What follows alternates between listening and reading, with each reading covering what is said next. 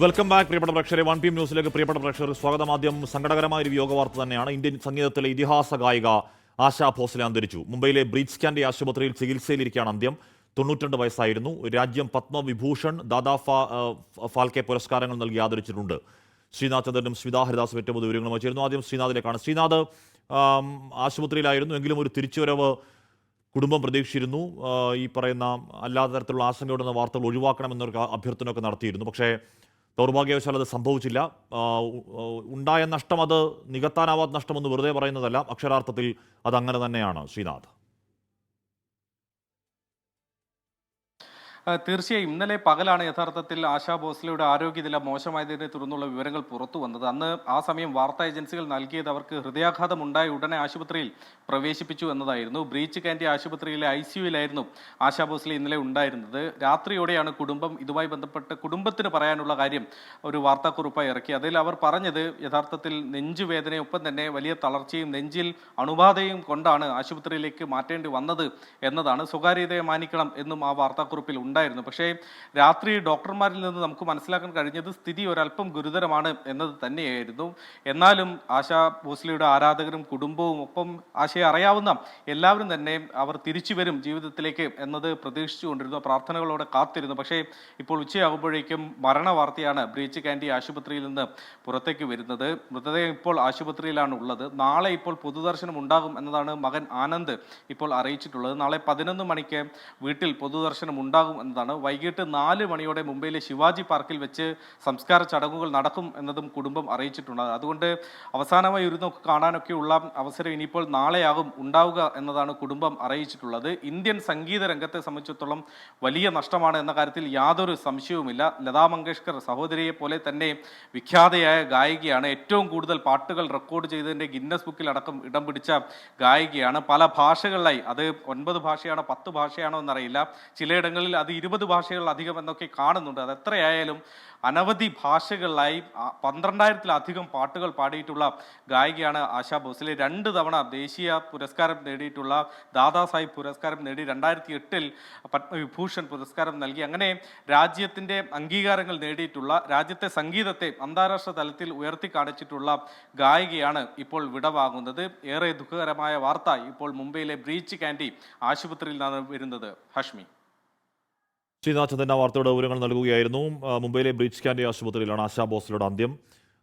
ഹൃദയാഘാതത്തെയും ശ്വാസകോശ സംബന്ധമായ അസുഖങ്ങളെയൊക്കെ തുടർന്ന് ശനിയാഴ്ച ആശുപത്രിയിൽ പ്രവേശിപ്പിച്ചു. അതിനിടയിൽ ഇതിനെയൊക്കെ അതിജീവിച്ച് രാജ്യത്തിൻ്റെ മഹാഗായിക മടങ്ങിയെത്തും എന്നൊരു പ്രതീക്ഷ സംഗീതപ്രേമികൾക്കും കുടുംബത്തിനൊക്കെ ഉണ്ടായിരുന്നു. പക്ഷേ അത് സംഭവിച്ചില്ല. ഇന്ത്യയുടെ വാനമ്പാടി എന്നറിയപ്പെടുന്ന ലതാ മങ്കേഷ്കറുടെ സഹോദരിയാണ്. ലതാ മങ്കേഷ്കർ, ആശാ ഭോസ്ലെ സഹോദരിമാർ ഇന്ത്യയുടെ സംഗീത വിസ്മയമായി തന്നെയാണ്, ഒരു സംഗീത മായാജാലം എന്ന നിലയ്ക്ക് തന്നെയാണ് അവരെ രാജ്യവും ലോകവും കണ്ടിരുന്നത്. 8 പതിറ്റാണ്ടിലേറെ നീണ്ട സംഗീതയാത്ര, 12,000 ഗാനങ്ങൾ അല്ലെങ്കിൽ 12,500 ഗാനങ്ങൾ, അഭിനജാവോ ചോട്കർ തുടങ്ങിയ അനശ്വരമായ ഗാനങ്ങൾ. എന്തായാലും ആ ഗാനങ്ങൾക്ക് എന്തായാലും മരണമില്ല. സ്മിത ഹരിദാസ് കൂടി ചെയ്യുന്നു. സ്മിത, വിശ്വഗായിക എന്നുറപ്പായും അക്ഷരം തെറ്റാതെ വിളിക്കാൻ കഴിയുന്ന ഗായികയാണ്. അത്രയധികം ഭാഷകൾ, അത്രയധികം ഗാനങ്ങൾ. ഈ പറയുന്ന ബഹുമതികൾ, പുരസ്കാരങ്ങളൊക്കെ ആ പ്രതിഭാവഴിയിൽ വന്നു ചേർന്നതാണ്. അതിനപ്പുറം ഈ ഗാനങ്ങൾ, മരണമില്ലാത്ത ഗാനങ്ങൾ ഉറപ്പിച്ചു പറയാൻ കഴിയുന്ന ഒരുപിടി ഗാനങ്ങൾ ആശാ ഭോസ്ലെക്ക് സ്വന്തമായി ഉണ്ട്. ഗായിക വിട പറയുന്നു, പക്ഷേ ഗാനങ്ങൾ ജീവിക്കുന്നു. സ്മിത, അതെ, എത്ര അനാദികാലത്തോളം ജീവിക്കുന്ന ഗാനങ്ങൾ, അത്രയും സുന്ദരമായ അത്യപൂർവമായ ഗാനങ്ങളുടെ 12,000-ലേറെ പാട്ടുകൾ പാടി നമുക്കായി എന്നുള്ളതാണ്. അതുതന്നെയാണ് എന്താ പറയുക, ലോകം മുഴുവനും നിറഞ്ഞു നിൽക്കുന്നത് പോലെ ആ തുല്യ കലാകാരി അങ്ങനെ ജീവിക്കുന്നത്. നമ്മളിവിടെ യേശുദാസ്, ജയചന്ദ്രൻ എന്ന് പറയുമ്പോൾ 2 തരത്തിൽ, 2 പേരെയും നമുക്ക് ഹൃദയത്തോട് ചേർത്ത് നിർത്തുന്നവരാണ് മലയാളികൾ. അതുപോലെ തന്നെയാണ് ലതാ മങ്കേഷ്കറും ആശാ ഭോസ്ലെയും. അവർ ചേച്ചിയും അനിത്യമാണ്. പക്ഷേ 2 പേരുടെയും പാട്ടുകളുടെ രീതികൾക്കൊക്കെ വ്യത്യസ്തതയുണ്ടായിരുന്നു. ആശാ ഭോസ്ലെ ഒരുപക്ഷെ ജയചന്ദ്രനെ പി ജയചന്ദ്രനെ നമ്മൾ വിശേഷിപ്പിക്കുന്നത് പോലെ ഭാവഗായകൻ എന്ന് പറയുന്നത് പോലെ ഭാവഗായിക എന്നറിയപ്പെട്ടിരുന്നതാണ്. അതിൻ്റെ ഒരു കാര്യം ഏറ്റവും പ്രധാനം, നമ്മളിപ്പോൾ നേരത്തെ ഹാഷ്മി സൂചിപ്പിച്ച പാട്ടുകൾ തുടങ്ങി എത്രയെത്രയോ പാട്ടുകളാണ്. അഭിന ജാവോ ചോടുക്കെ, ഒപ്പം ഇന്ന ആംഖോം കി മസ്തി, അതുപോലെ പിയാത്തു എന്നുള്ള പാട്ട് ഹെലൻ പാടുമ്പോൾ അത് അന്ന് ഓർത്ത് നോക്കും. അന്നത്തെ കാലത്ത്, അത്രയും വർഷങ്ങൾക്ക് മുൻപ്, ആ കാലത്തൊക്കെ അങ്ങനെ അത്തരത്തിലൊരു ശബ്ദം, ഒരു ക്യാബറ ഡാൻസ് ബീയോൺസിൻ്റെയൊക്കെ ശബ്ദം എന്ന് പറയുമ്പോൾ ആ കാലത്ത് നിന്ന് അത്തരം പാട്ടുകൾ പാടുന്നു എന്ന് പറയുമ്പോൾ ഇന്നിപ്പോൾ ഗ്ലാമർ റോളുകളിൽ പാടുക എന്ന് പറഞ്ഞാൽ അത് അത്ര പ്രശ്നമൊന്നുമല്ല. പക്ഷെ അന്നത്തെ കാലത്ത് ആ പാട്ടുകൾ അതേ വികാരത്തോടെ പാടിയിരുന്ന ഇന്നും നമ്മുടെ ഈ പുതിയ തലമുറ ഇപ്പോഴും ആ പാട്ടുകൾ പാടി നടക്കുന്നു. അത്രയും മധുരമായ ഗാനങ്ങൾ പാടി നമുക്ക് വേണ്ടിയിട്ട് അത്രയെത്ര മധുരമായ ഗാനങ്ങളാണ് ഇവിടെ സമ്മാനിച്ചിട്ട് പോയിരിക്കുന്നത്. ഞാൻ ഓർക്കുകയായിരുന്നു, കാലാകാലങ്ങളിൽ ഓരോ പാട്ടുകാർ വരും, അവർ പോകും. ഓരോ കാലത്തും ഓരോ രീതിയിലുള്ള നൂതന സാങ്കേതിക വിദ്യകൾ വരും. പാട്ടിലും സംഗീത സംവിധാനത്തിലും ജനങ്ങളുടെ തലമുറകളുടെ ഒരു ആസ്വാദന തലത്തിലൊക്കെ വേർതിരിവുകൾ പറഞ്ഞ അക്കാലത്തെ പാട്ടുകൾ അത് ഹിറ്റ്. 90കളുടെയും 2000കളുടെ തുടക്കത്തിലിറങ്ങിയ പാട്ടുകൾ ഹിറ്റ്. ഈ പറ തൻഹ തൻഹ തെങ്കിലാരെ എന്ന പാട്ടൊക്കെ അപ്പ ഹിറ്റ് എന്ന് പറഞ്ഞാൽ ഏതാണോ കാലം ആ കാലത്തെയൊക്കെ അതിജീവിക്കുന്ന ഓരോരോ പുതിയ കാല ഹിറ്റുകൾ ഉണ്ടാകണമെങ്കിൽ ആ കാലത്തെ സംഗീത മാറ്റങ്ങൾ വളരെ വ്യക്തമായി മൈന്യൂട്ടായി ഉൾക്കൊള്ളാൻ ആ ഗായിക്ക് കഴിഞ്ഞു എന്നുള്ളതാണ് പ്രതിഭയുടെ ഒരു ഹിമാലയം എന്ന് ഉറപ്പായും വിളിക്കാൻ കഴിയുന്ന പ്രതിഭ. അതുതന്നെയാണ് ഹാഷ്മി, ഞാൻ പറഞ്ഞു വന്നത് അതാണ്. ഈ കഴിഞ്ഞ 2025 ജനുവരിയിൽ ദുബൈയിൽ നടന്ന ഒരു ഷോയിൽ ഒരു പാട്ട് പാടിയിട്ട് മൈക്കങ്ങ് മാറ്റിവെച്ചിട്ട് ചുവടുകൾ വയ്ക്കുകയാണ്. അത് ഏറ്റവും ട്രെൻഡി ആയിട്ടുള്ള വൈറലായിട്ടുള്ള ഒരു പാട്ടിനൊപ്പം അങ്ങനെ 91 വയസ്സാണെന്ന് എന്ന് ഓർക്കണം. അപ്പോൾ കാലത്തിനനുസരിച്ച് സ്വയം പാകപ്പെടുത്തി രൂപപ്പെടുത്തി അങ്ങനെ സ്വയം നവീകരിച്ചു കൊണ്ടേയിരുന്ന ഒരു ഗായിക എന്ന് നമുക്ക് നിസ്സംശയം പറയാൻ കഴിയും ആശാ ഭോസ്ലെയെ പറ്റിയിട്ട്. അതുപോലെ എത്രയോ പാട്ടുകളാണ് ഇപ്പോൾ ഈ ഒരു വിടവാങ്ങി എന്നുള്ള ഒരു വാർത്ത കേൾക്കുമ്പോൾ തന്നെ നമ്മൾ മലയാളികൾ ഉൾപ്പെടെ എത്രയോ ഭാഷകളിൽ സംസാരിക്കുന്ന ജനങ്ങളുടെ ഉള്ളിൽ, സംഗീത പ്രേമികളുടെ ഉള്ളിൽ എത്രയോ നിലയ്ക്കാത്ത ഗാനങ്ങളായിരിക്കും ഇപ്പോൾ മനസ്സിൽ അലയടിക്കുക. ഒരു മനുഷ്യ ജീവിതത്തിൽ ഇതിനപ്പുറം എന്താണ് വേണ്ടത്? നേരത്തെ ഞാൻ പറയുകയായിരുന്നു, ഒരു ഇൻ്റർവ്യൂവിൽ പറഞ്ഞ ഒരു കാര്യമാണ്, എനിക്ക് പാടിക്കൊണ്ടിരിക്കുമ്പോൾ മരിക്കണം. പാട്ടാണ്, ഗാനങ്ങളാണ്, സംഗീതമാണ് എൻ്റെ ജീവിതം. അപ്പോൾ എനിക്ക് അത്രയും പ്രിയപ്പെട്ട ഗാനങ്ങൾ അതങ്ങനെ പാടിക്കൊണ്ടേയിരിക്കുമ്പോൾ നിലച്ചു പോകണം ജീവിതം എന്ന് ഒരു ഗായിക, ഒരു കലാകാരി ആഗ്രഹിക്കുന്നു എന്ന് പറയുമ്പോൾ തന്നെ നമുക്കറിയാം സംഗീതം എത്രത്തോളം പ്രിയപ്പെട്ടതായിരുന്നു. ഈ ഒരു കാലം നോക്കിയാൽ തന്നെ 1943 ആദ്യമായിട്ട് ഗാനം റെക്കോർഡ് ചെയ്തത്. SD Barman, Naushad, OP Iyer, AR Rahman തുടങ്ങി വിവിധ സംഗീത സംവിധായകരുടെ ഈണങ്ങൾക്ക് പാടിയിട്ടുണ്ട്. അതുപോലെ നമുക്കറിയാം ലതാ മങ്കേഷ്കർ, ഹൃദ്യനാഥ് മങ്കേഷ്കർ, ഉഷ മങ്കേഷ്കർ, മീന മങ്കേഷ്കർ എന്നിവർ സഹോദരങ്ങൾ. ആ കാലത്ത് തുടങ്ങി അങ്ങനെ പാട്ടുകൾ, അലയടിക്കാത്ത പാട്ടുകൾ നമുക്ക് സമ്മാനിച്ചു കൊണ്ടേയിരിക്കുന്നു. ബർമൻ മരിച്ച സമയത്തൊക്കെ തന്നെ വല്ലാത്ത വേദനയും നിരാശയും സങ്കടവും ദുഃഖത്തിൽ ആണ്ടുപോയിരുന്നു. അന്നൊക്കെ സംഗീത പ്രേമികളുടെ ഉള്ളിൽ ഒരു ആശങ്കയായിരുന്നു, ഈ പാട്ടുകൾ നമുക്കിനി കിട്ടാതെ ഇരിക്കുമോ. പക്ഷേ സംഗീത ലോകത്ത് തന്നെ അങ്ങനെ സജീവമായിരുന്നു എല്ലാ കാലത്തും. ഈ ചുരുങ്ങിയ കാലം മുമ്പ് വരെ, ഇപ്പം കഴിഞ്ഞ കുറച്ച് ദിവസങ്ങളെ ആയിട്ടുള്ള ഇൻഫെക്ഷനായി ഹോസ്പിറ്റലിൽ പോകുന്നു എന്നുള്ളതൊക്കെ, അതിനു മുൻപ് വരെ അത്രയും സജീവമായിരുന്ന ഒരു സാന്നിധ്യമാണ്. അപ്പോൾ സംഗീത ലോകത്ത് നിലയ്ക്കാത്ത പാട്ടുകൾ, എണ്ണി തിട്ടപ്പെടുത്താനാവാത്ത, ഇപ്പോൾ ഹാഷ്മിയെ സംബന്ധിച്ചിടത്തോളം ഹാഷ്മിയുടെ ഒരു സെറ്റ് ഓഫ് പാട്ടുകൾ ഉണ്ടാവും. എന്നെ സംബന്ധിച്ചാണെങ്കിലും അങ്ങനെ തന്നെ. മറ്റ് ഭാഷകൾ 20ഓളം ഭാഷകളുണ്ടെന്നാണ്. അത് സത്യം പറഞ്ഞാൽ തിട്ടപ്പെടുത്താനൊന്നും പറ്റില്ല. അത്രയേറെ ഭാഷകളിൽ പാടിയിട്ടുണ്ട്. അത്രയേറെ സംഗീത പ്രേമികളും ലോകം മുഴുവൻ അങ്ങനെ പരന്നു കിടക്കുകയാണ്. ഇന്ന് ഈ ദിവസം ഈ വിടവാങ്ങൽ വിയോഗ വാർത്ത വരുമ്പോൾ തീർച്ചയായിട്ടും നമുക്ക് പറയാൻ കഴിയും, തലമുറകളായിട്ട് അങ്ങനെ അതിലുള്ള എല്ലാ മനുഷ്യരുടെയും കണ്ണുകളെ ഈറനണിയിക്കുന്നുണ്ടാകും. അവരുടെ മനസ്സിൽ എത്രയോ പാട്ടുകൾ ഇങ്ങനെ ആ സംഗീത മാധുരിയിൽ, ആ സ്വരമാധുരിയിൽ അലയടിച്ചുകൊണ്ടേയിരിക്കുന്നുണ്ടാകും. ഒരു കലാകാരിയെ സംബന്ധിച്ചിടത്തോളം ഇതിലപ്പുറം എന്തു വേണം എന്നുള്ളതാണ്. ജീവിത സായാഹ്നത്തിലും സംഗീത രംഗത്ത് സജീവ സാന്നിധ്യമായി തന്നെ നിന്നിരുന്നു എന്നുള്ളതാണ്. ഷമി കപൂറും മുഹമ്മദ് റഫിയും എന്ന പോലെ, രാജ് കപൂറും മുകേഷും എന്ന പോലെ ആയിരുന്നു ഹെലൻ ആശാ കൂട്ടുകെട്ട്. അത് പ്രത്യേകം എടുത്തു പറയണം എന്ന് എനിക്ക് തോന്നുന്നു. ആശാ ഭോസ്ലെയും ഹെലനും തമ്മിൽ രംഗത്ത്, ആശാ ഭോസ്ലെയുടെ പാട്ടിൽ ഹെലൻ നൃത്തച്ചുവടുകൾ വയ്ക്കുമ്പോൾ അത് അതിമനോഹരമായ, നിത്യസുന്ദരമായ, അനശ്വരമായ ഗാനങ്ങളായി മാറുന്നു. അതിൻ്റെ ഒരു ഉദാഹരണം മാത്രമാണ് ആ പിയാത്തു എന്നുള്ള പാട്ട്. 7 ഫിലിം ഫെയർ അവാർഡുകളിൽ 2 ഫിലിം ഫെയർ അവാർഡുകളും കിട്ടിയത് ഈ 2 ഹെലൻ ആശാ ഭോസ്ലെ കൂട്ടുകെട്ടുകളിലായിരുന്നു. അതിൽ ഒന്ന് യേ മേരാ ദിൽ പ്യാരാ കാ ദിവാന, ഒന്ന് അബ്തോ പിയാത്തു അബ്തോ ആജ എന്നുള്ള പാട്ട്. അങ്ങനെ എത്ര ഗാനങ്ങളാണ് ഹാഷ്മി. നമുക്ക് ഈ വിയോഗ സമയത്തും നമ്മുടെ മനസ്സിൽ സംഗീത സാന്ദ്രമായിട്ടുള്ള നിമിഷങ്ങളിലൂടെയാണ് നമ്മൾ കടന്നു പോകുന്നത് എന്നുള്ളതാണ് ഹാഷ്മി. കാലത്തെ അതിജീവിക്കുന്ന ശബ്ദം തന്നെയാണ് ആശാ ഭോസ്ലെ അത്രത്തോളം ഒരു മായാജാല സംഗീതത്തിൻ്റെ, അല്ലെങ്കിൽ അത്രയും മിറക്കിൾ എന്നൊക്കെ വിളിക്കാൻ കഴിയുന്ന സംഗീതത്തിൻ്റെ ഉപജ്ഞാതാവാക്കി മാറ്റിയത്. 20 ഭാഷകളിലായി 12,000 പാട്ടുകൾ എന്നൊക്കെ പറഞ്ഞാൽ റെക്കോർഡാണ്. റെക്കോർഡുകൾ ബഹുമതികളൊക്കെ ആ പ്രതിഭയുടെ വഴിയിൽ നേരത്തെ പറഞ്ഞവർ വന്നതാണ്. നേരത്തെ സ്മിത പറഞ്ഞതുപോലെ ആർ ഡി ബർമൻ ഈണം വിട്ട് ആശ പാടിയത് 600-ലേറെ പാട്ടുകൾ. മലയാളത്തിലൊരു പാട്ടുണ്ട്, സുജാതയിലെ സ്വയംവര ശുഭദിനം. നേരത്തെ ഈ പറയുന്ന പാട്ടുകൾ, ഈ പറയുന്ന ഗസൽ ടച്ച് അല്ലെങ്കിൽ ഹിന്ദുസ്ഥാനി ടച്ചുള്ള പാട്ടുകൾ പാടിയ അതേ ആശാ ഭോസ്ലെ തന്നെയാണ് ദമ്മൃതം എന്ന് പറയുന്ന പാട്ട് പാടിയത്. അത് സീനത്തമൻ നൃത്തച്ചുവടുകൾ വെച്ച ആ പാട്ട് ഒരു തലമുറയുടെ സിരകളിൽ വലിയ തീ പടർത്തിയ ഒരു ഗാനമായിരുന്നു ദമ്മൃതം. ഇപ്പോഴും അത് കേൾക്കുമ്പോൾ വല്ലാത്ത ആവേശമുണ്ടാക്കുന്ന പാട്ടാണ്. അപ്പോൾ അത് ഈ പറയുന്ന ക്ലാസിക്കലാവട്ടെ, ഈ നാടൻ പാട്ട് ടച്ചുള്ള പാട്ടുകളാവട്ടെ, പോപ്പ് സ്റ്റൈലുള്ള പാട്ടാവട്ടെ, റാപ്പ് സ്റ്റൈൽ ഉള്ള പാട്ടാവട്ടെ, ഖവാലി ആവട്ടെ, ഗസലാവട്ടെ, ഇനി അതൊക്കെ പോട്ടെ, ഭജന രീതിയിലുള്ള സംഗീതമാവട്ടെ, ഒക്കെയും ഒരേപോലെ അനായാസം വഴങ്ങുന്ന ഒരു ഗായിക.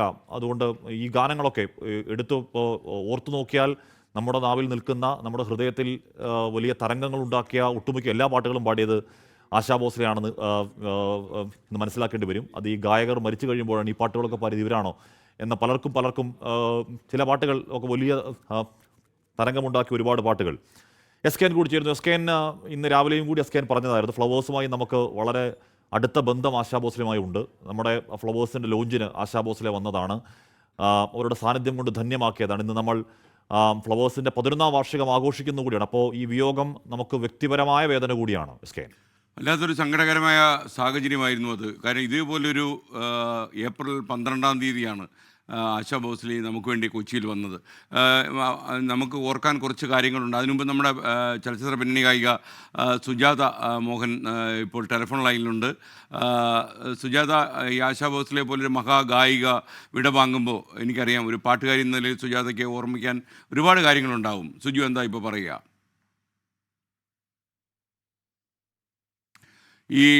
ശരിക്കും ഈ ഫ്ലവേഴ്സ് എന്ന് പറഞ്ഞാൽ ആയിരക്കണക്കിന് നമ്മുടെ കൂടെ ജോലി ചെയ്യുന്ന ആൾക്കാരുടെ ഒരു സ്വപ്നമായിരുന്നു. കാരണം 2015 ഏപ്രിൽ 12-ന് കുറച്ചധികം ടി വി ചാനലുകളുള്ള കേരളത്തിലേക്ക് ഒരു പുതിയ ഒരു വിനോദ ചാനലുമായി വരുമ്പോൾ അത് സാധാരണ ഇത് വ്യത്യസ്തമായിരിക്കണം എന്ന് നമുക്ക് ആഗ്രഹം ഉണ്ടായത്. അങ്ങനെ നമ്മൾ കുറേ പരിപാടികളൊക്കെ പ്ലാൻ ചെയ്ത് ഇങ്ങനെ ഇരിക്കുമ്പോൾ ഇതിൻ്റെ ഉദ്ഘാടനം ആര് നിർവഹിക്കണം എന്ന് ഇതിൻ്റെ മുന്നിൽ നിരയിൽ നിൽക്കുന്ന ആൾക്കാരും ഞാനും തമ്മിൽ ഒരുപാട് ചർച്ചകൾ നടന്നു. അപ്പം നമുക്ക് പ്രേക്ഷകരിൽ ഒരു നടുക്കമുണ്ടാക്കുന്ന ഒരാളാകണം.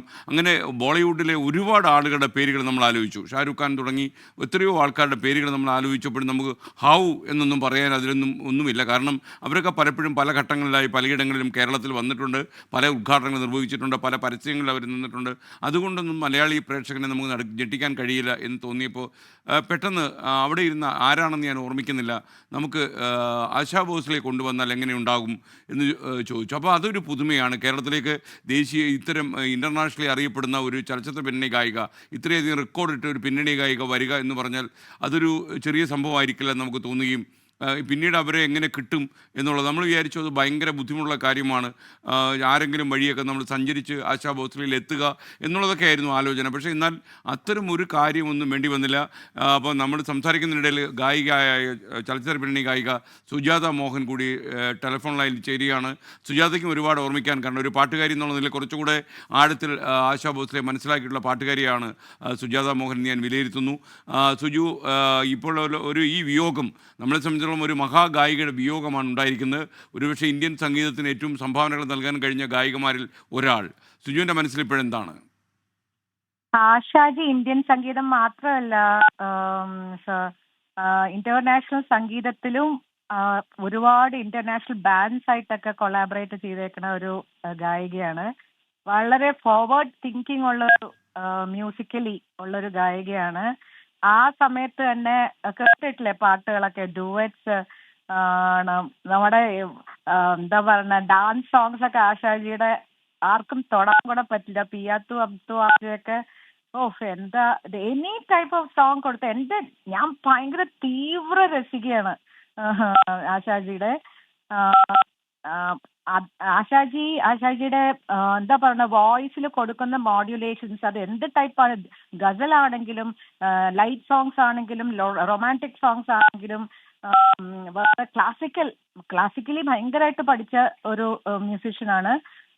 ക്ലാസിക്കൽ സോങ്സ് ആണെങ്കിലും ഇങ്ങനത്തെ റോൺചി സോങ്സ് ആണെങ്കിലും എല്ലാം അവര് ഓരോ വിധത്തിലാണ് അതിന്റെ ആ ഏറ്റവും എന്താ പറയുക ഹൈറ്റ് ഓഫ് ഇതായിട്ടാണ് പാടി വെച്ചേക്കണത്. ശരിക്കും എനിക്ക് ഭയങ്കര ക്രേസാണ് ആശാജി എന്ന് പറഞ്ഞാൽ.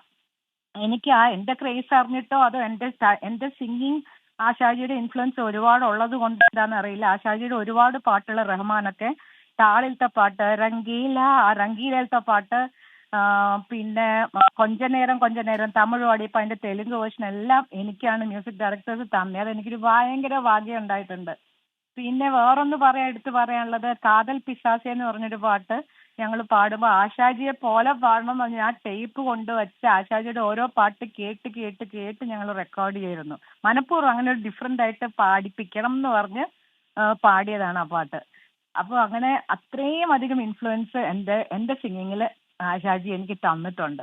ആ പാദങ്ങളിൽ നമസ്കരിച്ച് എനിക്ക് പറയണ്ട, എനിക്ക് ഭയങ്കര, കാരണം അങ്ങനെ അടുപ്പമൊന്നുമില്ല. ഇവിടെ ഒരു പ്രാവശ്യം വന്നപ്പോൾ ഞാൻ കണ്ടിട്ടുണ്ട്, ഒരുപാട് സ്നേഹമായിട്ട് സംസാരിച്ചു, നല്ല കെട്ടിപ്പിടിച്ചൊരു ഫോട്ടോ ഒക്കെ എടുത്തിട്ടുണ്ട്, അത്രയൊക്കെ ഉള്ളൂ. പക്ഷെ മനസ്സിൽ ഒരുപാട് ആരാധന കൊണ്ട് നടക്കുന്ന ഒരാളാണ്. എനിക്ക് സംസാരിക്കാൻ പറ്റിയതിൽ ഭയങ്കര സന്തോഷം ആശാജിയെ പറ്റി. ഓക്കെ, മനസ്സിലായി സുജാവ്. ഓക്കെ സുജാത, നമ്മുടെ ചലച്ചിത്ര പിന്നണി ഗായിക സുജാത മോഹൻ അനുസ്മരിക്കുകയായിരുന്നു ആശാ ഭോസ്ലെ കുറിച്ച്. അപ്പോൾ ഈ ആശാ ഭോസ്ലെ അവസാനം കൊച്ചിയിൽ വരാൻ തീരുമാനിക്കുന്നത് 2015 ഏപ്രിൽ 12-ാം തീയതിയാണ്. അപ്പോൾ അന്ന് വൈകുന്നേരമാണ് കൊച്ചിയിൽ ഉദ്ഘാടന ചടങ്ങ് നടക്കുക. മുഖ്യ അതിഥിയായി നടൻ മമ്മൂട്ടി ഉണ്ടായിരുന്നു. അപ്പോൾ അദ്ദേഹത്തിൻ്റെ സാന്നിധ്യത്തിലാണ് ഉദ്ഘാടനം നടക്കുക. അപ്പം ശരിക്കും ഈ ആശാ ഭോസ്ലെയെ വളരെ ദൂരെ നിന്ന് മാത്രം കണ്ടിട്ടുള്ള നമ്മളൊക്കെ അദ്ദേഹത്തെ അവരെങ്ങനെയാണ് ഡീൽ ചെയ്യുക, അതൊക്കെ നമുക്കൊരു ചെറിയ ടെൻഷനായിരുന്നു.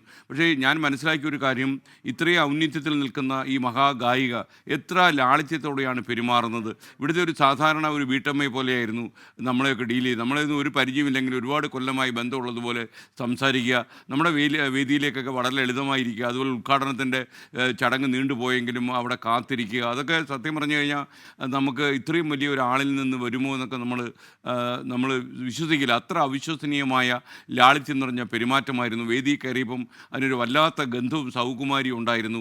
മാത്രമല്ല ഈ ചാനൽ കേരളത്തിൽ എന്തോ ആകാൻ പോകുന്നു എന്ന തോന്നൽ നമുക്കൂടെ ഉണ്ടാക്കി തന്നിട്ടാണ് അവർ പോയത്. കാര്യം ഒരുപാട് ഉത്കണ്ഠയും ആശങ്കയും നമുക്ക് എപ്പോഴും ഉണ്ടാകും നമ്മളൊരു പുതിയതായ സംരംഭം തുടങ്ങുമ്പോൾ. കാരണം ഇത് 8 നിലയിൽ പൊട്ടി വീഴാനും ഒക്കെ സാധ്യതയുണ്ട്. ചിലപ്പോൾ നമ്മൾ വിചാരിക്കുന്നിടത്ത് ഇത് എത്തിയില്ലെന്ന് വരാം.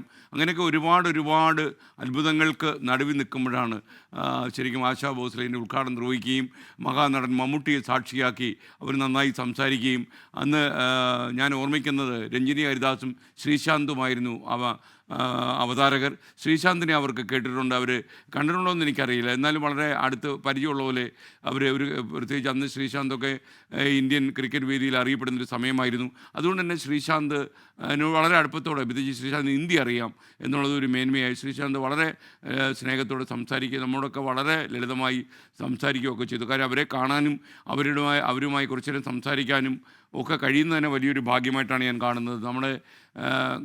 നമ്മുടെ ഭീമയിലെ ഡോക്ടർ ഗോവിന്ദൻ സാറും അതുപോലെ ഗോകുലം ഗോപാലേട്ടനും ആലിംഗൽ മുഹമ്മദും ഡോക്ടർ വിദ്യ വിനോദും അതുപോലെ സതീഷ് പിള്ള ഒക്കെ ഉണ്ടായിരുന്ന ഒരു വേദിയായിരുന്നു അത്. മാത്രമല്ല സനൽകുമാർ, അന്ന് നമ്മുടെ ഓഡിറ്ററാണ് അദ്ദേഹം, അദ്ദേഹം മോഹൻലാലിനോടൊപ്പം എപ്പോഴും സഞ്ചരിക്കുന്ന ആളാണ്. അപ്പോൾ അവരുടെയൊക്കെ ഒരു സാന്നിധ്യം ഈ സമയത്തുണ്ടായിരുന്നു. എന്ന് മാത്രമല്ല എന്നോട് പറഞ്ഞ ഒരു കാര്യമുണ്ട്, എനിക്ക് ഹിന്ദി അത്ര പരിചയമില്ല എന്ന് ഞാൻ ഇംഗ്ലീഷ് എന്നോട് പറഞ്ഞു നല്ലതേ വരൂ എന്നാണ് അവരെന്നോട് പറഞ്ഞിട്ട് പോയത്. അപ്പം നല്ലതേ വരൂ എന്ന് പറയുന്നതിന് ഒരു 100,000 അർത്ഥം എൻ്റെ മനസ്സിലേക്ക് അപ്പോൾ ചേക്കേറിയെങ്കിലും ഞാൻ വിചാരിച്ചു അത് വളരെ ഔപചാരികമായിട്ട് ഇതുപോലെ വരുന്ന ഒരു മുഖ്യ അതിഥി നമ്മോട് പറഞ്ഞിട്ട് പോയതാകാം. പിന്നീടുള്ള സമയത്ത് ഫ്ലവേഴ്സ് ഒരു വലിയ സംഭവമായി മാറി. ഒരാൾ വഴി ഞാൻ അവരോട് എത്തിച്ചിരുന്നു. അന്നത്തെ ഉദ്ഘാടനം ഫലവത്തായി, ഫ്ലവേഴ്സ് നന്നായി വന്നു, കാഴ്ചയുടെ ഒരു പുതിയ വസന്തം മലയാളിക്ക് സമ്മാനിക്കാൻ കഴിഞ്ഞു എന്നൊക്കെ നമ്മൾ വിവരം അറിയിച്ചിരുന്നു. എന്താ അന്ന് അവർ പറഞ്ഞതെന്ന് എനിക്കറിയില്ല. എന്തായാലും അവർക്ക് സന്തോഷമായി എന്നാണ് ഈ പറഞ്ഞ ആൾ എന്നോട് പറഞ്ഞത്. അപ്പോൾ എന്തായാലും നമ്മൾ അതിൻ്റെ വാർഷികം ഇന്നാണ്, 11ാം വാർഷികത്തിൽ നിൽക്കുകയാണ് ഫ്ലവേഴ്സ് എന്ന വിനോദ ചാനൽ. അതിന് പിന്നീടാണ് ഒരു 2018 ഡിസംബർ 8-ാം തീയതി നമ്മളൊരു വാർത്താ ചാനലും ഫ്ലവേഴ്സിൻ്റെ മടിത്തട്ടിൽ നിന്നുണ്ടാക്കി. അപ്പം ഫ്ലവേഴ്സും 24 ഒക്കെ ഏറ്റവും നന്നായി പോകുമ്പോൾ അതിൻ്റെ ഒരു കടപ്പാട് തീർച്ചയായിട്ടും ആശാ ഭോസ്ലെയിലേക്ക് നീണ്ടു ചെല്ലും. ആശാജി എന്ന് നമ്മളൊക്കെ ബഹുമാനത്തോടെ വിളിക്കുന്ന ആശാജിയുടെ തീർച്ചയായിട്ടും ആശാജിയുടെ ഒരു സാന്നിധ്യവും അവരുടെ ഒരു പാദപതനവും ഒക്കെ തന്നെ ഈ ചാനലിന് മുതൽക്കൂട്ടായി കാണുമെന്നാണ് എൻ്റെ വിശ്വാസം. മാത്രമല്ല സുജാത പറഞ്ഞ പോലെ ലോക ചലച്ചിത്ര സംഗീതത്തിലും അല്ലാത്ത സംഗീതത്തിലും ഇന്ത്യൻ സംഗീതത്തിലുമൊക്കെ ഇത്രയധികം ഉയരങ്ങൾ താണ്ടിയ ഒരാളെ തന്നെ നമുക്ക് ഇതേപോലെ നമ്മുടെ സംരംഭം നാട്ടുകാരിൽ എത്തിക്കാൻ നമുക്ക് ലഭിച്ചു എന്നുള്ളത് ഇന്നും എൻ്റെ ജീവിതത്തിൽ എന്നും ഒരു പുതിയ അധ്യായമായിട്ട് അതിങ്ങനെ നിൽക്കുമ്പോൾ നമ്മൾ മറിച്ച് നോക്കണ്ടാതെ ഓർമ്മയിൽ ഇങ്ങനെ നിൽക്കുന്ന ഒരു അധ്യായമായിരിക്കും. കാര്യം എൻ്റെ ഏറ്റവും വലിയൊരു സ്വപ്നമായിരുന്നു കേരളത്തിൽ ഇങ്ങനെ ഒരു വിനോദ ചാനൽ ഉണ്ടാക്കുക എന്ന്. ആ സ്വപ്നങ്ങൾക്ക് ചിറകേറാൻ കാരണക്കാരിയായി അവർ വന്നു എന്നുള്ളത് ഞാൻ എപ്പോഴും സ്മരിക്കുന്നു. ഈ വാർഷിക ദിനത്തിൽ തന്നെ അവരുടെ വിയോഗം സംഭവിച്ചു, ആശാജിയുടെ വിയോഗം സംഭവിച്ചു എന്നുള്ളത് നമുക്ക് വല്ലാത്ത വേദന ഉണ്ടാക്കുന്നു. ഇന്ന് രാവിലെ മോർണിംഗ് ഷോയിലും ഞാനത് പറയുകയുണ്ടായി. KS ചിത്ര അന്ന് വേദിയിലുണ്ടായിരുന്നു. ചിത്രാജിയെ കണ്ടപ്പം സത്യം പറഞ്ഞു കഴിഞ്ഞാൽ ഹിന്ദി വേൾഡ് അടക്കി വാണ ഒരു ഗായികയോട് എങ്ങനെ പെരുമാറും അതുപോലെയായിരുന്നു KS ചിത്രയോടുള്ള അവരുടെ പെരുമാറ്റം. അതൊക്കെ നമുക്കൊരിക്കലും മറക്കാൻ കഴിയില്ല. എന്നിട്ട് ആശാജിയുടെ ഒരു പാട്ട് അന്ന് KS ചിത്ര വേദിയിൽ ആലപിച്ചു. അതൊക്കെ അവർ വളരെ വളരെ സന്തോഷത്തോടെ വളരെ ആവേശത്തോടെ കേട്ടു നിൽക്കുന്നുണ്ടായിരുന്നു. അവരെ ആദരിച്ചതുമൊക്കെ KS ചിത്രയായിരുന്നു. അപ്പോൾ രണ്ട് വലിയ ഗായികമാർ തമ്മിൽ കണ്ടുമുട്ടുന്നതിനപ്പുറം എന്തോ ഒരു മകളോ അല്ലെങ്കിൽ ഒരു അനീതിയെ കാണുന്ന പോലെയാണ് KS ചിത്ര എന്ന ആശാജി കണ്ടത്. ഇതൊക്കെ നല്ല ഫ്ലവേഴ്സിൻ്റെയും 24-ൻ്റെയും ഒക്കെ ചരിത്രത്തിലെ സുവർണ്ണ ഏടുകളിൽ പെടുത്താവുന്ന കാര്യങ്ങളാണ്. ഈ മഹാഗായികയുടെ വിയോഗത്തിൽ ഫ്ലവേഴ്സിനും 24-നുള്ള ആദരാഞ്ജലികൾ ഇവിടെ രേഖപ്പെടുത്തി. 91 വയസ്സായി നമുക്കറിയാം. ഈ പ്രായമൊക്കെ തീർച്ചയായിട്ടും ഒരു മനുഷ്യനെ ബാധിക്കും. പക്ഷേ ഈ ഗായിക ഭൗതികമായി കടന്നുപോയാലും ഈ ഗായിക അവശേഷിപ്പിച്ച സംഗീതമുണ്ടല്ലോ, അവർ പാടിവെച്ച പാട്ടുകളുണ്ടല്ലോ, മാത്രമല്ല ഏത് തരം സംഗീതവും തനിക്ക് വഴങ്ങുമെന്ന് തെളിയിച്ച ഇന്ത്യൻ ചലച്ചിത്ര ലോകത്ത് അത്ഭുതങ്ങൾ കാട്ടിയ പാട്ടുകളുണ്ടല്ലോ, ആ പാട്ടുകളൊക്കെ എക്കാലത്തും നിലനിൽക്കുകയും ആശാ ഭോസ്ലെ എന്ന മഹാഗായിക ഈ മണ്ണിൽ കുറേ കാലം ജീവിച്ച് കുറേ അധികം നല്ല പാട്ടുകൾ പാടിയിരുന്ന് ഓർമ്മിച്ചുകൊണ്ടേയിരിക്കും. ആദരാഞ്ജലികൾ. മലയാള സംഗീത രാജ്യത്തിൻ്റെ സംഗീത മേഖലയിൽ വിസ്മയം എന്ന് കരുതിയിരുന്നൊരു ശബ്ദം വിടവാങ്ങുകയാണ്. പക്ഷേ ശബ്ദത്തിൻ്റെ ഉട മാത്രമേ വിടവാങ്ങുന്നുള്ളൂ. ശബ്ദം അമരം എന്നർത്ഥത്തിൽ വിളിക്കാൻ കഴിയുന്ന രീതിയിൽ മരണമില്ലാതെ നിൽക്കുന്ന കാര്യത്തിൽ ഒരു തർക്കവുമില്ല. ഈ സമയത്തിന് ശേഷം ഇതിനോടകം തന്നെ ഇപ്പോൾ നേരത്തെ സുജാത അടക്കം സംസാരിച്ച ആശാ ഭോസ്ലെക്കല്ലാതെ മറ്റാര് പാടിയാലും അതെങ്ങനെയാകുമെന്ന് കരുതാൻ പോലും കഴിയാത്ത ഒരുപടി പാട്ടുകൾ. കാരമല്ലേ പിയാത്തു അപ്തു ആജ എന്ന പാട്ടാണെങ്കിലും, ഹരേ രാമ ഹരേ കൃഷ്ണയിലെ ദമ്മർദം എന്ന പാട്ടാണെങ്കിലും, യാദോൺഗി ഭരതിലെ ചുരാലിയ ഹേത്തും കോ ദിൽക്കോ എന്ന പാട്ടാണെങ്കിലും, മെഹബൂബ ഹോ ഷോറയിലെ പാട്ടാണെങ്കിലും, ഈ പറയുന്ന ഉമ്രാവു ജാനിലെ ഇൻ ആങ്കോൻഗി മസ്തി എന്ന പാട്ടാണെങ്കിലും, രംഗീലയിലെ രംഗീലാരെ എന്ന് പറയുന്ന ഈ പറയുന്ന എല്ലാ മൂഡിനും ചേർന്ന പാട്ടുകൾ ഇത്രത്തോളം വൈവിധ്യമുള്ള വെർസറ്റൈലായി പാടിയ മറ്റൊരു ഗായിക ഉണ്ടോ എന്ന് ചോദിച്ചാൽ ഇല്ല എന്നാണ് അതിനുള്ള മറുപടി. അല്പസമയത്തിനകം നമുക്ക് കൂടുതൽ വിവരങ്ങൾ മരണവുമായി ബന്ധപ്പെട്ട സംസ്കാരവുമായി ബന്ധപ്പെട്ട കൂടുതൽ വിവരങ്ങൾ നമുക്ക് ശ്രീനാഥനോട് ചോദിക്കുകയും ചെയ്യാം. കണ്ണൂർ അഞ്ചരക്കണ്ടി ദന്തൽ കോളേജ് വിദ്യാർത്ഥി നിതിൻ രാജ് ആത്മഹത്യ ചെയ്ത അധ്യാപകരിൽ നിന്നുണ്ടായ ദുരനുഭവങ്ങളെ തുടർന്ന് വ്യക്തമാക്കുന്ന ശബ്ദരേഖ വരെ പുറത്തു വന്നു. വീട്ടുകാരെ പരിഹസിച്ചെന്നും കയ്യും കാലും വെട്ടുമെന്ന് അധ്യാപകരിൽ ചിലർ ഭീഷണിപ്പെടുത്തിയെന്നും നിതിൻ രാജ് ശബ്ദരേഖയിൽ പറയുന്നു. മകനെ തള്ളിയിട്ട് കൊന്നതാണ് എന്ന സംശയമുണ്ടെന്നാണ് കുടുംബം പറഞ്ഞത്. സംഭവത്തിൽ സമഗ്രാന്വേഷണം ആവശ്യപ്പെട്ട് DGPക്ക് പരാതി നൽകാൻ ഒരുങ്ങുകയാണ് കുടുംബം. സംഭവത്തിൽ SC/ST കമ്മീഷൻ കേസെടുക്കും. എന്നെ വെറുതെ എണീപ്പിച്ച് നിർത്തിയിട്ട് അമ്മേനെയും കളിയാക്കി, അമ്മയുടെ സർജറിയെയും കളിയാക്കിയിട്ട് അതിന് ശേഷം പറയണ എൻ്റെ 3 മാർക്ക് കുറച്ചെന്ന് പാരൻസിന് പോയി സർപ്രൈസ് ആയിട്ട് കൊടുത്തേക്കുക. അതുപോലെ ഇൻസൾട്ട്. അഞ്ചരക്കണ്ടി മെഡിക്കൽ കോളേജിലെ സുഹൃത്തുക്കൾക്കയച്ച ശബ്ദ സന്ദേശത്തിലും അധ്യാപകരിൽ നിന്നുണ്ടായ ദുരനുഭവങ്ങൾ വിവരിക്കുകയാണ് നിതിൻ രാജ്. കയ്യും കാലും വെട്ടുമെന്ന് ഭീഷണിപ്പെടുത്തി, അമ്മയെക്കുറിച്ച് പരിഹസിച്ചു, പുഴുത്ത പട്ടിയെന്നായിരുന്നു വിളിപ്പേര് തുടങ്ങി നേരിട്ടത് അധിക്ഷേപ പെരുമഴ. അനുഭവിച്ച ദുരിതങ്ങൾ നിതിൻ സഹോദരങ്ങളോടും പങ്കുവച്ചിരുന്നു. പുള്ളിക്കാരൻ മോനോട് ക്ലാസ് എടുക്കുമ്പോഴൊക്കെ ക്ലാസ്സിനകത്തിരുന്നു കൊണ്ട് തന്നെ ഈ ജാതീയപരമായിട്ടുള്ള അധിക്ഷേപങ്ങളും വൃത്തികെട്ട വാക്കുകളൊക്കെയാണ് ഉപയോഗിക്കാറ്. ഈ സ്ലം ഡോഗ്സ് എന്നും ഇങ്ങനെ വിളിക്കുമ്പോഴൊക്കെ പറയാറുണ്ട്. ഇങ്ങനെയുള്ള വേർഡുകളൊക്കെ ഉപയോഗിച്ചിട്ടുണ്ട്. ഇളയ സഹോദരിയെ വിളിച്ച് സംസാരിക്കാറുണ്ട് എല്ലാ ദിവസവും. മകനെ തള്ളിയിട്ട് കൊന്നതാണോ എന്ന് സംശയമുണ്ടെന്നും ആത്മഹത്യ ചെയ്യാൻ സാധ്യതയില്ലെന്നും കുടുംബം പറയുന്നു. റാം സാറ് ഇവിടെ പഠിക്കുന്നത് ടാർഗറ്റ് ചെയ്തിട്ടുള്ള കുട്ടികൾ, അയാൾ കൊന്നിട്ടേ പോവുള്ളൂ, അത് ആദ്യമേ പറഞ്ഞു. കോളേജിൽ റാഗിംഗ് നടക്കുന്ന വിവരവും നിതിൻ കുടുംബത്തോട് പങ്കുവച്ചിരുന്നു. സമഗ്ര അന്വേഷണം ആവശ്യപ്പെട്ട് വിവിധ രാഷ്ട്രീയ സംഘടനകളും രംഗത്തുണ്ട്. 1ാം വർഷ BDS വിദ്യാർത്ഥിയായ നിതിൻ രാജിനെ കഴിഞ്ഞ ദിവസമാണ് മെഡിക്കൽ കോളേജ് കെട്ടിടത്തിൽ നിന്ന് വീണു മരിച്ച നിലയിൽ കണ്ടെത്തിയത്. 24 തിരുവനന്തപുരം. കോൺഗ്രസിലെ മുഖ്യമന്ത്രി ചർച്ചകൾക്കെതിരെ തുറന്നടിച്ച് KPC പ്രസിഡന്റ് സണ്ണി ജോസഫ്. ഇപ്പോൾ ചർച്ച വേണ്ടെന്നും MLA അല്ലാത്തയാൾ മുഖ്യമന്ത്രിയാകുമോ എന്ന് പറയാൻ കഴിയില്ലെന്നും സണ്ണി ജോസഫ് 24-നോട് പറഞ്ഞു. കോൺഗ്രസിൽ യോഗ്യരായ ധാരാളം നേതാക്കൾ ഉണ്ടെന്നും മുതിർന്ന നേതാവ് K ബാബു പറഞ്ഞു. മുഖ്യമന്ത്രി ഹൈക്കമാൻഡ് തീരുമാനിക്കുമെന്ന് KPC working president AP Anilkumar പ്രതികരിച്ചു. അതേസമയം VD സതീശനെ മുഖ്യമന്ത്രിയാക്കണമെന്ന് ആവശ്യപ്പെട്ട് വാട്സാപ്പ് ക്യാമ്പയിൻ സജീവമായി നടക്കുകയാണ്. തിരഞ്ഞെടുപ്പ് കഴിഞ്ഞപ്പോൾ UDFന് മുൻതൂക്കമെന്ന റിപ്പോർട്ട് ലഭിച്ചതിന് പിന്നാലെ തുടങ്ങിയ കോൺഗ്രസിലെ മുഖ്യമന്ത്രി ചർച്ച മറ്റു തലങ്ങളിലേക്ക് മാറുകയാണ്. MLA അല്ലാത്തയാൾ മുഖ്യമന്ത്രിയാവുകയാണെങ്കിൽ എതിർപ്പുണ്ടാകില്ലെന്നും തീരുമാനിക്കേണ്ടത് ഹൈക്കമാൻഡെന്നും KPCC അധ്യക്ഷൻ സണ്ണി ജോസഫ് 24 ആൻസർ പ്ലീസിൽ. കേരളമാകെ UDFന് നല്ല റിസൾട്ട് ഉണ്ടാകും. തദ്ദേശ തെരഞ്ഞെടുപ്പ് ഫലം ആവർത്തിക്കും. അപ്പോൾ MP വന്ന് മുഖ്യമന്ത്രിയാവുന്നു, അതിൽ എന്തെങ്കിലും എതിർപ്പ് വരാൻ സാധിക്കും? അതൊന്നും നമ്മൾ അതിലേക്കൊന്നും വരില്ല. തീരുമാനം വന്നു കഴിഞ്ഞാൽ ആ തീരുമാനം എല്ലാവരും അംഗീകരിക്കും. തീരുമാനം വന്നാൽ വരുമോ എന്ന് എനിക്ക് പറയാൻ കഴിയും. തിരഞ്ഞെടുപ്പിൽ വിജയിച്ചാൽ ക്രെഡിറ്റ് എല്ലാവർക്കുമെന്നും മുഖ്യമന്ത്രിയാകാൻ യോഗ്യരായ ധാരാളം നേതാക്കൾ കോൺഗ്രസിലുണ്ടെന്നും മുതിർന്ന നേതാവ് K. ബാബു. കേരളത്തിലെ ജനങ്ങൾ ആഗ്രഹിക്കുന്നത് കേരളത്തിൽ UDF വരണം എന്നാണ്. അപ്പോൾ കേരളത്തിൽ ഭരണം മാറണം എന്നാഗ്രഹിച്ച് വോട്ട് ചെയ്ത കേരളത്തിലെ ജനങ്ങൾക്കും അതിനുവേണ്ടി പ്രവർത്തിച്ച ആയിരക്കണക്കിന് പ്രവർത്തകർക്കും ഇത്തരം ഒരു തർക്കത്തിനൊന്നും പോകുന്നതിനകത്ത് ഒരു താല്പര്യമില്ല. എല്ലാം ഹൈക്കമാൻഡിന് വിട്ട് KPCC working president AP Anilkumar. കോൺഗ്രസിന്റെ മുഖ്യമന്ത്രിയെ തെരഞ്ഞെടുക്കുന്നത് ഹൈക്കമാൻഡാണ്. ഹൈക്കമാൻഡ് നിരീക്ഷകരായിരിക്കും. നിരീക്ഷകർ വന്ന് MLA മാരെ കാണും. MLA മാരുടെ അഭിപ്രായം എടുക്കും. മറ്റ് നേതാക്കളുമായി ചർച്ച ചെയ്യും. അവർ ഡൽഹിയിലെത്തിക്കഴിഞ്ഞാൽ ഹൈക്കമാൻഡ് സ്ഥാനാർത്ഥിയെ, ആരാണോ മുഖ്യമന്ത്രി സ്ഥാനാർത്ഥി അല്ലെങ്കിൽ ആരാണോ മുഖ്യമന്ത്രി മത്സരിക്കുന്നത്, അവർ പ്രഖ്യാപിക്കും. എന്നാൽ സോഷ്യൽ മീഡിയയിൽ മുഖ്യമന്ത്രിയാകാൻ യോഗ്യൻ ഇന്ന നേതാവ് എന്ന നിലയിൽ ക്യാമ്പയിൻ വ്യാപകമായി നടക്കുന്നുണ്ട്. VD സതീശനെ മുഖ്യമന്ത്രിയാക്കണമെന്നാവശ്യപ്പെട്ട് വിദേശ രാജ്യങ്ങളിലടക്കം ക്യാമ്പയിൻ. രാഹുൽ ഗാന്ധി അടക്കമുള്ള നേതാക്കൾക്ക് ഇമെയിൽ സന്ദേശം അയക്കാനും നിർദ്ദേശം. UDF അനുകൂല സംഘടനകളുടെ ഗ്രൂപ്പുകളിലാണ് സന്ദേശം പ്രചരിക്കുന്നത്. 24 കൊച്ചി. കുട്ടനാട്ടിൽ UDF സ്ഥാനാർത്ഥി റജി ചെറിയാൻ വോട്ടിന് പണം നൽകിയെന്നാരോപിച്ച് CPIM മുഖ്യ തെരഞ്ഞെടുപ്പ് ഓഫീസർക്ക് പരാതി നൽകി. പണം കൊടുക്കുന്നതിന് ദൃശ്യങ്ങൾ 24ന് കിട്ടി.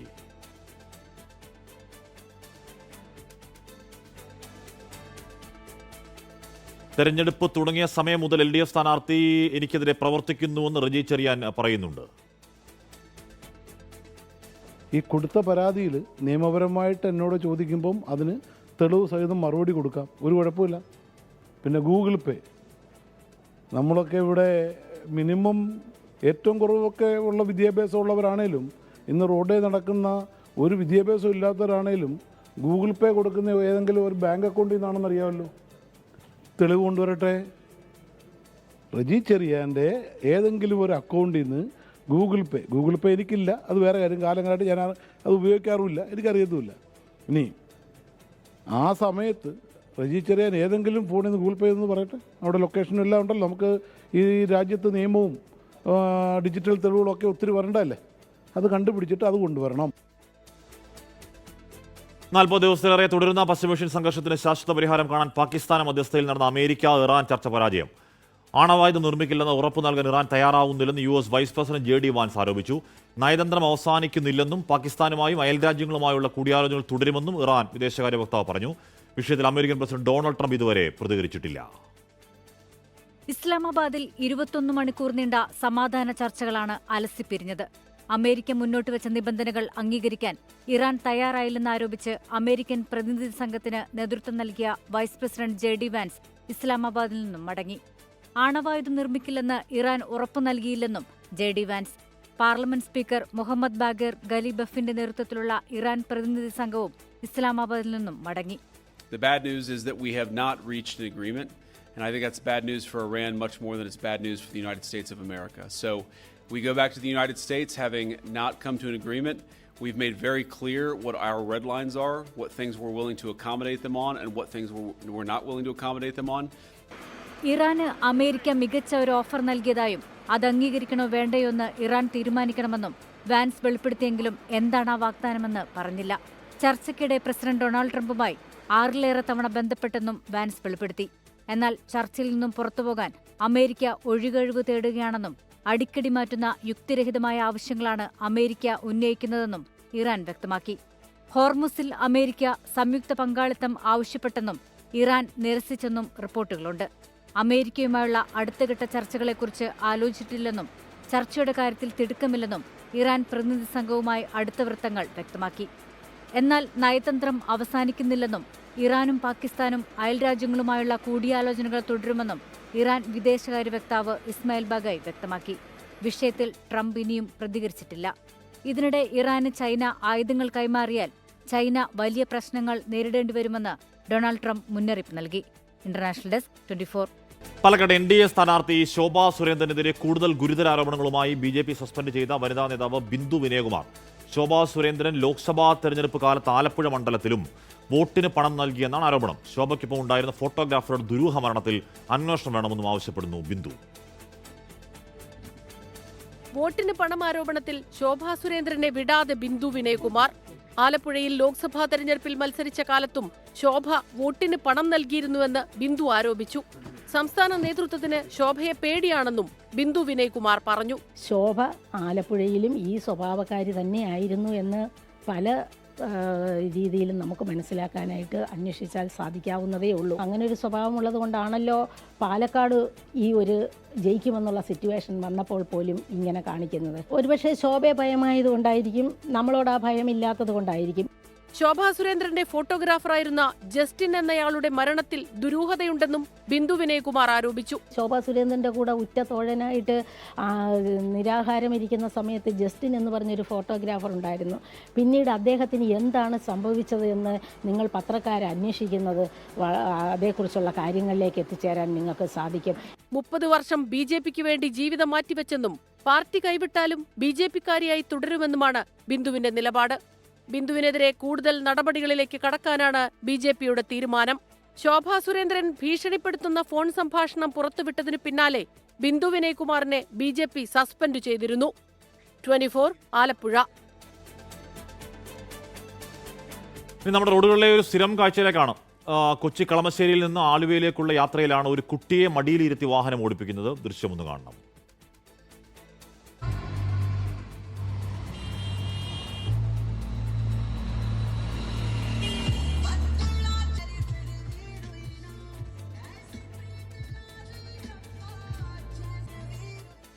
കുട്ടികളെ കൊണ്ട് അങ്ങനെ വാഹനം ഓടിപ്പിക്കരുതെന്ന് പോലീസും മോട്ടോർ വാഹന വകുപ്പ് ഉദ്യോഗസ്ഥരും പലയാവർത്തി മുന്നറിയിപ്പ് നൽകിയിട്ടുള്ളതാണ്. എന്നിട്ടും അത് തുടരുകയാണ്. അതിൽ 2 പേരുടെ ജീവൻ മാത്രമല്ല, റോഡിലൂടെ യാത്ര ചെയ്യുന്നവരുടെ ജീവന് കൂടി പണയം വെച്ചുള്ള അത്തരം യാത്രക്കെതിരെ അധികൃതർ കർശനമായ നടപടിയെടുക്കണമെന്നേ പറയാനുള്ളൂ.